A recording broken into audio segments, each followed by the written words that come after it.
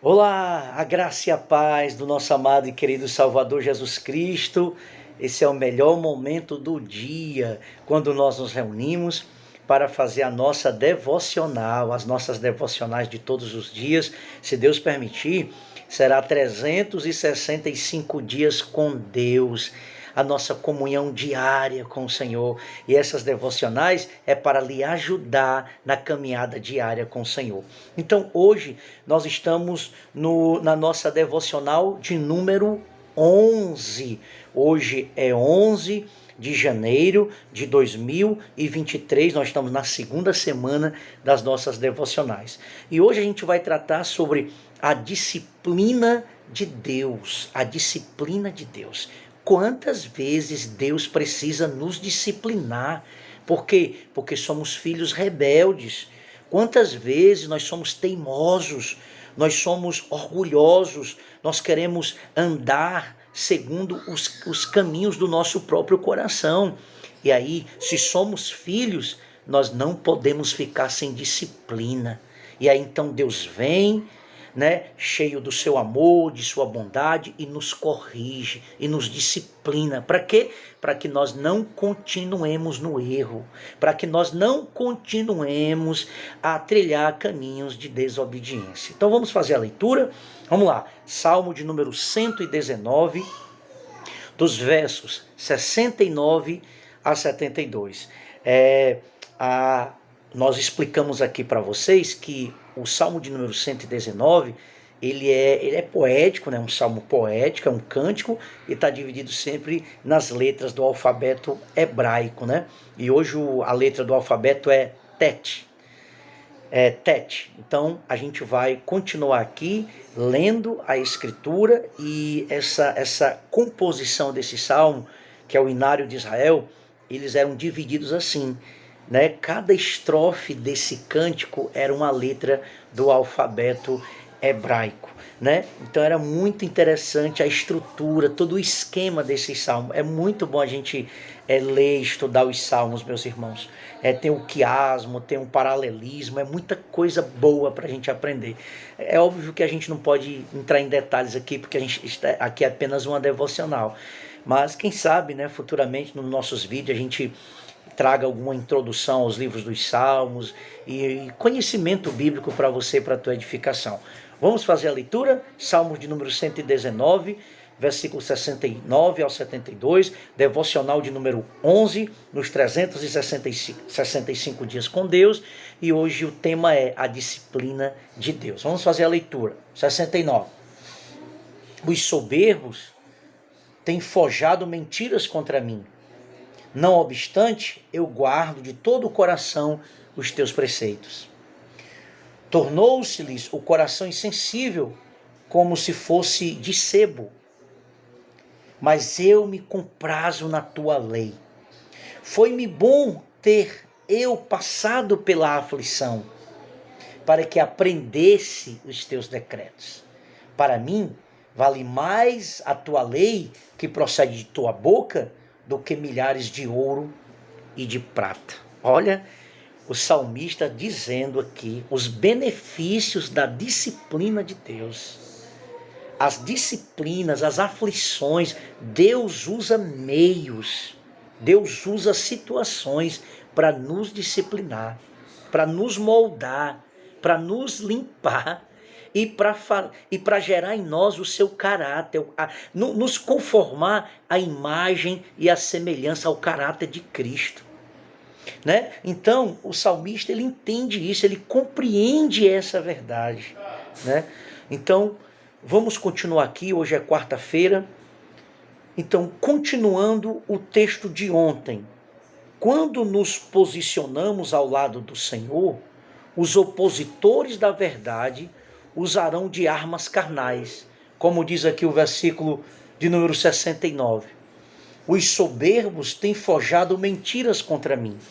Então, quando nós nos posicionamos, quando nós decidimos obedecer a Deus, quando nós decidimos ter uma vida santa, uma vida piedosa, uma vida agradável a Deus, irmãos, pode se preparar, porque você vai sofrer oposição. Pode se preparar, que pessoas vão se levantar contra você. Do nada. Do nada. Pessoas vão te criticar, pessoas vão te perseguir. É no trabalho, é em casa. Principalmente os parentes que não são cristãos. Principalmente os parentes que não compreendem as coisas de Deus. Aí é que eles vão se opor a você mesmo. É por isso que a Escritura diz que aqueles que querem viver uma vida piedosa, uma vida santa, uma vida direita, eles sofrerão perseguição. É isso que Paulo falou a Timóteo. E os piores inimigos, o Senhor Jesus falou isso, se referindo a um texto que, se não me engano, do profeta Miqueias, os nossos piores inimigos seriam os da nossa própria casa. E Jesus vai dizer isso, que aqueles que querem seguir a Ele terão que renunciar aos seus próprios parentes, o pai e a mãe.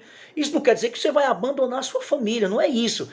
Mas numa circunstância em que você precisa decidir em agradar os teus parentes, em viver para agradá-los e agradar a Deus, você vai ter que decidir agradar a Deus.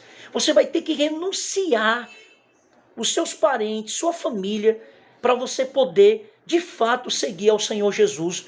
Por quê? Porque seguir a Cristo, ser discípulo de Cristo, requer renúncia. E renúncia, muitas vezes, até dos nossos próprios parentes. Vai doer. Vai custar muito caro seguir a Cristo. Então nós sofreremos perseguições, oposições, quando nós nos posicionamos a favor da palavra, a favor de Cristo. Mas as armas que nós vamos usar não são as mesmas armas das pessoas que nos atacam. Porque as pessoas que nos atacam, as pessoas mentem sobre nós, as pessoas levantam calúnias sobre nós, as pessoas nos apontam coisas irreais, inverídicas. Mas nós cristãos, nós que tememos a Deus, nós que conhecemos a palavra, as armas que nós vamos usar são as armas espirituais, são armas poderosas para destruir as fortalezas do inimigo, para desfazer os projetos de Satanás. Então as nossas armas não são carnais. Eu não vou brigar, eu não vou discutir, eu não vou haver de fatos, não vai haver agressão. Podem me atacar. Como os soberbos podem falar mal de mim. Sabe o que eu vou fazer? Eu vou obedecer a um mandamento que Cristo Jesus nos ensinou no Sermão do Monte, onde ele diz: ore pelos seus inimigos, orem por aqueles que vos perseguem. É difícil, né, irmão? A gente amar os nossos inimigos, a gente orar pelos que nos perseguem, mas é isso que o cristão verdadeiro faz. Ele não guarda amargura, ele não guarda ódio, ele não trama contra os seus opositores, mas ele ora. Ele pede para que Deus tenha misericórdia daquelas pessoas. Mas nós não vamos usar as mesmas armas que o inimigo, que os soberbos têm usado contra nós. Porque as nossas armas são espirituais. E a obediência aos preceitos do Senhor é uma delas. Uma das armas que nós cristãos precisamos usar quando nós somos caluniados, quando nós somos atacados, é a obediência. É permanecermos dando bom testemunho. Para quê? Para que o inimigo seja envergonhado quando nos apontar. Porque aí ele vai ficar sem respaldo. Porque naquilo que ele nos aponta, ele não vai ver que nada daquilo que o inimigo está nos apontando é verídico, é verdade. E para isso nós precisamos viver uma vida de bom testemunho. É por isso que Jesus vai usar a comparação do sal e da luz. A luz tem que brilhar. A nossa luz, que é o nosso bom testemunho, tem que brilhar para a glória de Deus, para que os homens vejam que de fato nós somos verdadeiro cristão. Irmãos, é muito triste o mau testemunho de muitos cristãos que não honram a Deus e vituperam, envergonham o nome de Cristo, a instituição chamada igreja. Eu me envergonho de muitas coisas que como cristão eu já fiz. Mas Deus, pela sua palavra, Ele me mostrou, Ele me deu um entendimento que a responsabilidade do bom testemunho é algo que nós precisamos preservar. Porque as nossas palavras, melhor, o nosso bom testemunho, fala muito mais alto do que as nossas palavras. Não adianta nós pregarmos a palavra, nós falarmos eloquentemente, nós termos o conhecimento, se nós não praticamos, se nós não damos bom testemunho. Então, mesmo que pareça sem sentido naquele momento, siga obedecendo. Mesmo que em muitas ocasiões você nem tenha a compreensão do contexto geral daquela situação, mas continue obedecendo. Mesmo que você não entenda, mas se a palavra de Deus diz, obedeça. Se Deus falou, obedeça. É isso que Eva deveria ter feito, que Adão e Eva deveriam ter feito.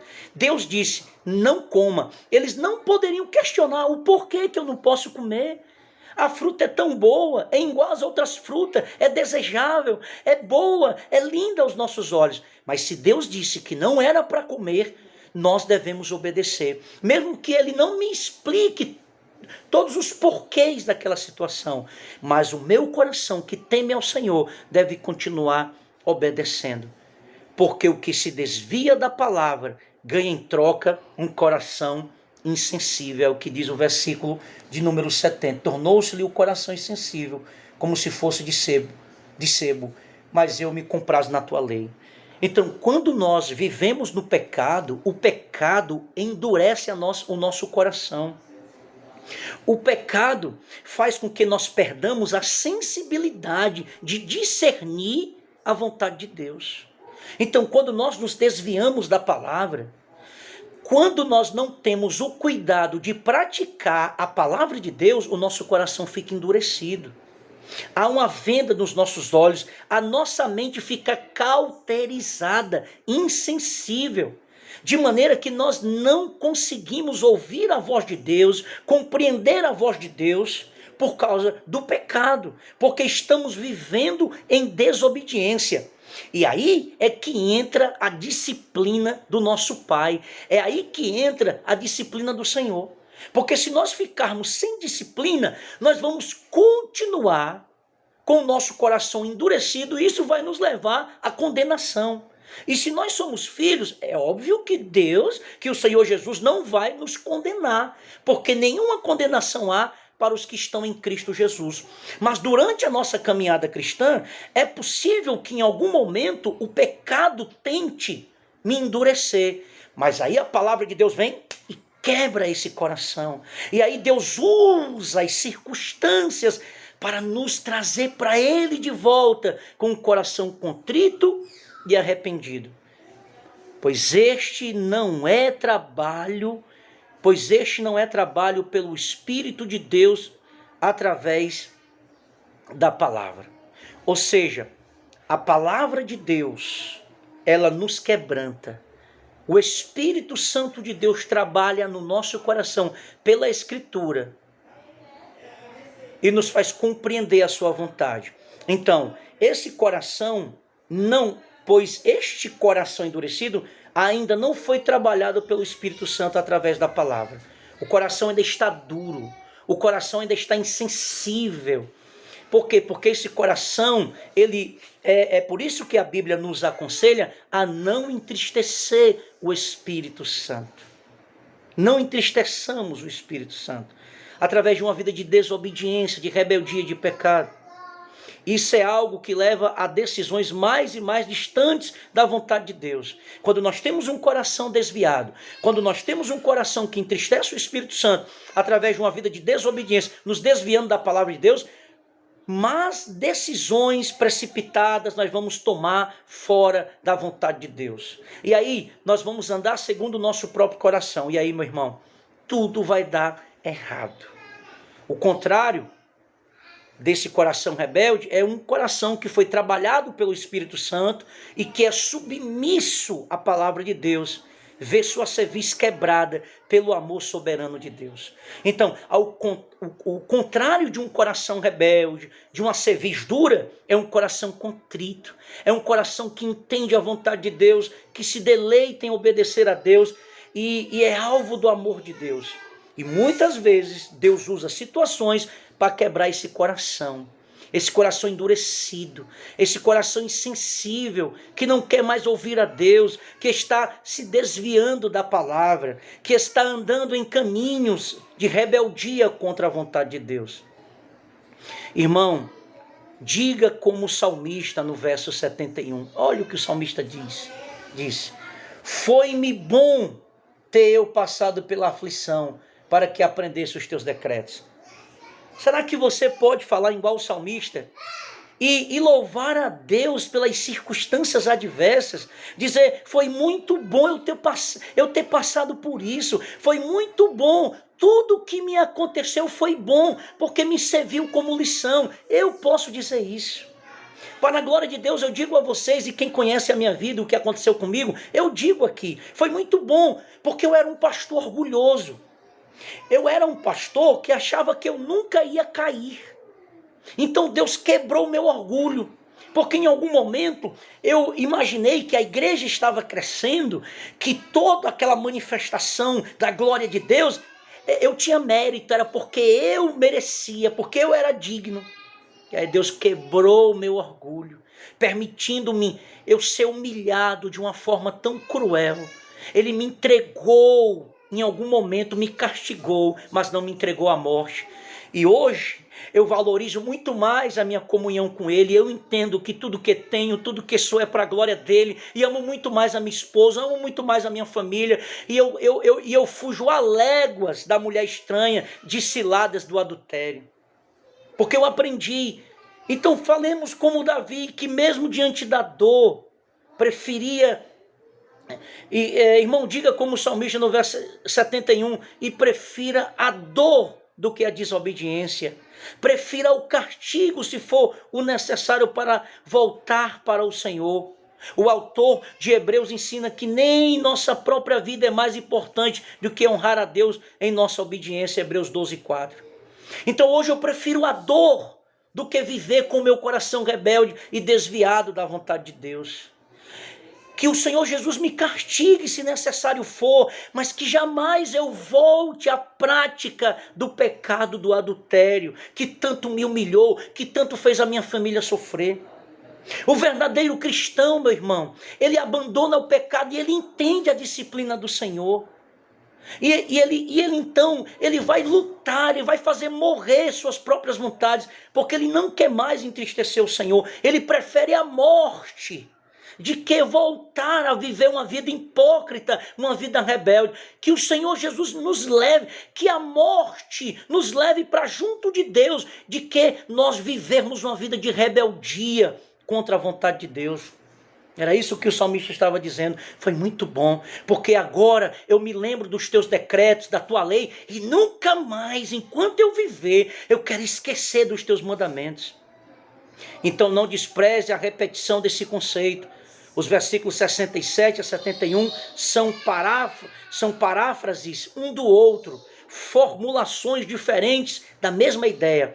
Isso aí é um requisito dos salmos. Repetições, é o chamado quiasma. Ele fala uma coisa aqui no versículo 1, aí lá no meio do versículo ele vai repetir o que falou lá no primeiro versículo, para dar ênfase a essa verdade, para dar ênfase a essa lição, a essa ideia, a essa palavra. Isto é, a disciplina é bênção diante da possibilidade ou mesmo da realidade de desviar do caminho da justiça e do caminho de Deus.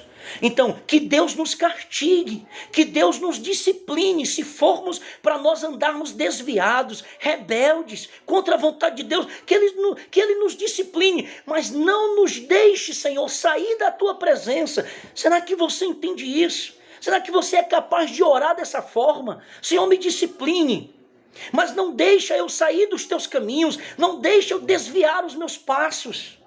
É isso que o salmista está nos ensinando nessa devocional de hoje. Finalmente, no verso 72, ele diz: para mim vale mais a lei que procede da tua boca do que milhares de ouro e de prata.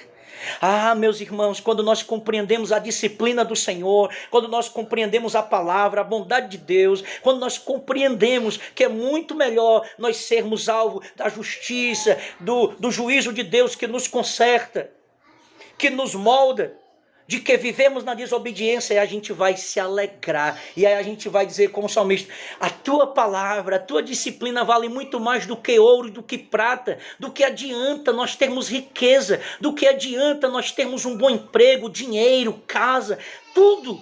E se nós temos um coração rebelde, Do que adianta nós termos tudo o que o mundo pode nos oferecer, se nós não temos a maior riqueza, que é comunhão com Deus, intimidade com o Senhor, conhecimento, prática da sua palavra, irmãos. Então, que Deus não me dê nada, mas que Ele preserve em mim a sua presença, a sua glória. Que eu não tenha nada, mas se eu tiver Jesus, se eu estiver agradando a Deus, se eu estiver vivendo uma vida de obediência, é a maior riqueza que um homem pode ter. É quando Deus diz assim, quando Deus faz testemunho dele, como fez de Jó. Tem visto o meu servo Jó, um homem temente, um homem obediente, que o Senhor testemunhe de mim no céu, diante dos seus anjos, e diga: tem visto o meu servo Cleito, um homem de Deus, um homem que me obedece, um homem que teme a mim.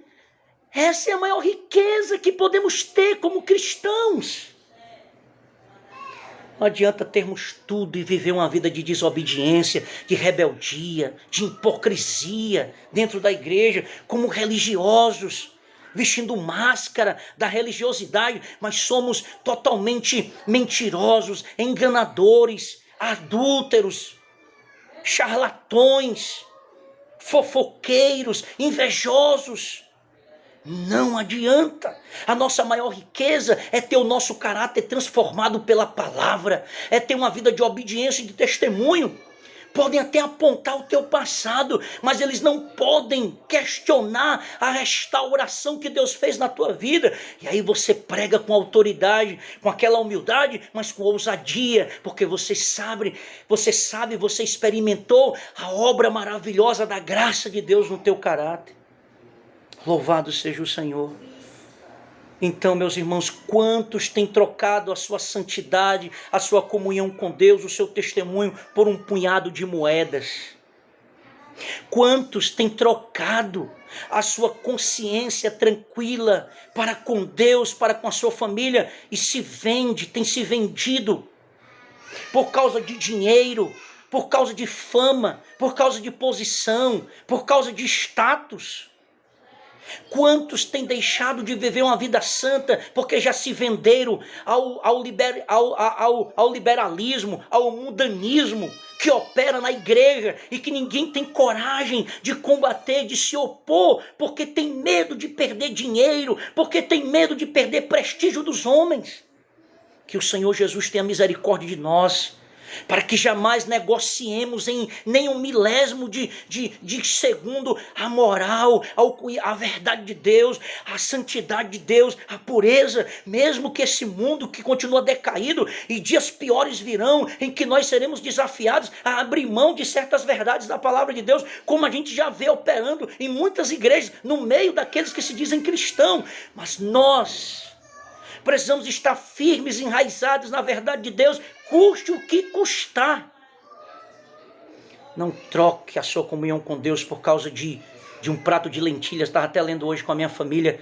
Esaú desvalorizou a sua primogenitura por um prato de lentilhas.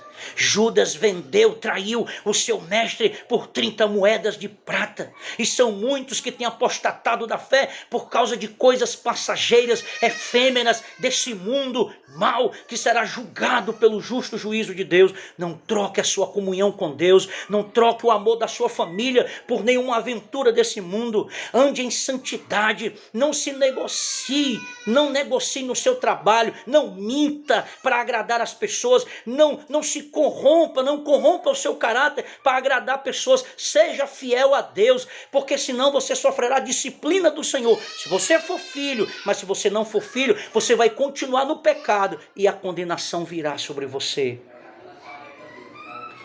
Quantos têm trocado a obediência a Deus por bens passageiros, atrás de riqueza, de bens materiais, e desprezam a obediência ao Senhor? Que o Senhor nos ajude pela sua graça e misericórdia a não negociarmos nossa vida, nossa comunhão com Ele. Você pode dizer amém? Caminhando para o fim. Eu não posso pensar em algo pior do que um coração, de que é uma consciência, como diz 1 Timóteo 4,2, cauterizado. Isso é muito ruim. Quando perdemos a sensibilidade de compreender a vontade de Deus e obedecê-la. Isto é, insensível, envolto em sua própria mente e ideias, inacessível aos conselhos da sabedoria, resoluto no erro. Há pessoas que não são mais admoestadas, não aceitam mais disciplina, não aceitam mais repreensão, porque estão vivendo no erro, são reincidentes no erro. É muito ruim uma pessoa que vive assim. Por isso que a disciplina é tão valiosa para nos tirar desse estado caótico. Examine sua vida de novo. Quais são as áreas que ameaçam ficar insensíveis se você recusar a vontade de Deus? Se recusar a vontade de Deus, confesse, clame por bom senso e conhecimento para poder confiar nos mandamentos de Deus.